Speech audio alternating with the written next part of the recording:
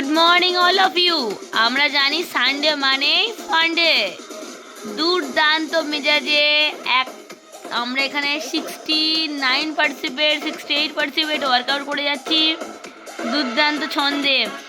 বাচ্চা বড় বয়স্ক সবাই আছে, কারণ হার্বালাইফ এজ ম্যাটার করে না, ম্যাটার করে সুস্থ থাকা। আমাদের কাছে বয়স শুধুমাত্র একটা সংখ্যা, বাট শারীরিকভাবে মানসিকভাবে আমরা অনেক সুস্থ আর ইয়াং। তাই এখানে 6 বছরের বাচ্চা, 4 বছরের বাচ্চা, 8 বছরের বাচ্চা, 60 বছরের মহিলা, 50 বছরের মহিলা, সমস্ত জন আছে।